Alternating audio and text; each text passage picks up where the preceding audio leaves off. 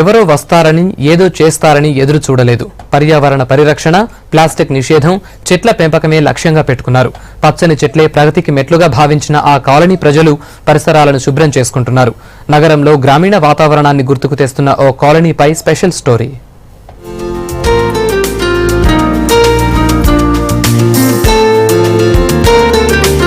ప్రతి మంచి మార్పు ఒక్క అడుగుతోనే మొదలవుతుందనుకున్నాడు. అందుకే ఆ అడుగు వేశాడు పర్యావరణ ప్రేమికుడు, ఉప్పల్కి చెందిన ప్రొఫెసర్ రఘురామరావు. తన ఇల్లు బాగుంటే పరిసరాలు బాగుంటాయని భావించిన ఆయన ఇంట్లో ప్లాస్టిక్ వస్తువే లేకుండా చేసి కాలనీ మొత్తం అవేర్నెస్ కల్పించారు. పర్యావరణాన్ని రక్షించేలా చర్యలు తీసుకున్నారు. రఘురాంకి కాలనీ వాసులు కూడా సపోర్ట్ ఇచ్చారు. గతంలో ఉప్పల్ విజయపురి కాలనీగా ఉన్న పేరును హరితహారం స్ఫూర్తితో హరితహారం పురివీధిగా మార్చి పర్యావరణంపై వారికి ఉన్న ప్రేమను చాటుకున్నారు.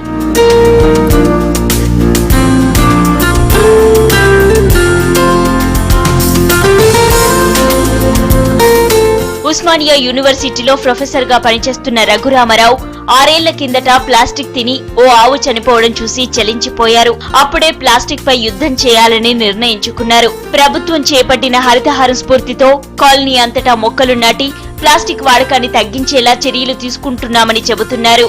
చాలా బ్రహ్మాండ బిల్డింగ్ ఉండి ఇంటి ముందు చెత్త ఉంటున్నా కూడా ఆ చెత్త నేనెందుకు తీయాలి, ఆ చెత్త మున్సిపాలిటీ తీయాలి అంటే మున్సిపాలిటీ మాత్రమే బాధ్యత అని ఫీల్ అవుతూ వాళ్ళు ఏం లేనట్టుగా బాధ్యత రహితంగా చాలా మంది ఉన్నారు. అందులో 90% వాళ్ళు బాధ్యత రహితంగానే ఉన్న వాళ్ళు ఉన్నారు. ఈ 10 మంది శాతంలో ఈ 90% మా హరితారం పురవీధి అని చెప్పుకోవడం నేను చాలా గర్వపడుతున్నా.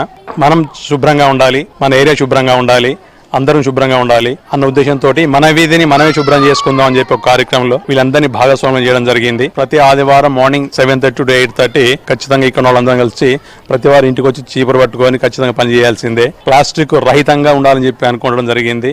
ఇలాంటి రాతలు కూడా మేమే కష్టపడి రాయించేశాం.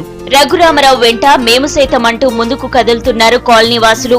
ప్రతి ఆదివారం కాలనీ రోడ్లు ఊడ్చి చెత్త లేకుండా చూస్తున్నారు. గవర్నమెంట్ పూర్తి సహకారం అందిస్తే హరితహారం పురివీధి కాలనీని రాష్ట్రంలోనే గొప్ప కాలనీగా తీర్చిదిద్దుతామంటున్నారు స్థానికులు. కాలనీ వాసులందరం కూడా కలిసి ప్రతి సండే కూడా అందరం కలిసి కాలనీని నీట్గా ఉంచుకోవడం, చెట్లు నాటడం, వీక్లీ 2 సార్లు నీళ్లు పోయడం చెట్లన్నిటికి కూడా. ఇలాగే ప్రతి కాలనీ కూడా చేసుకుంటే చాలా బాగుంటుందని మా అభిప్రాయము. అందరు కూడా ఆహ్లాదాన్ని ఇస్తుంది. పచ్చని చెట్టు ఎంతో ప్రగతికి మేలు అన్నట్టుగా ఉంటుంది. ప్లాస్టిక్ వాడకాన్ని నిషేధించండి. అందరూ మన బట్టతోని కుట్టినటువంటి సంచులను తీసుకుని బజారుకి వెళ్ళండి. ప్లాస్టిక్ మనం వాడడం కాదు, తయారు చేసే కంపెనీల పైన దాడి చేయాలి. ఫస్ట్ మన గల్లీని ఎందుకు నీట్గా ఉంచుకోకూడదు, ప్లాస్టిక్ గురించి కొద్ది అవగాహన ఇచ్చినప్పుడు ఎవరు పట్టించుకోలేదు. అంకుల్ ఒక్కడే బయట బాగా కష్టపడుతున్నప్పుడు అందరం ఒకరి తర్వాత ఒకరు అందరం వెళ్ళి సాయం చేయడం జరిగింది.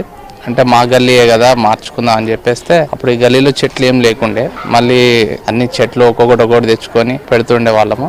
హరితహారం పురివీధిలోకి ప్రవేశిస్తే చాలు గ్రామీణ వాతావరణం కనిపిస్తుంది.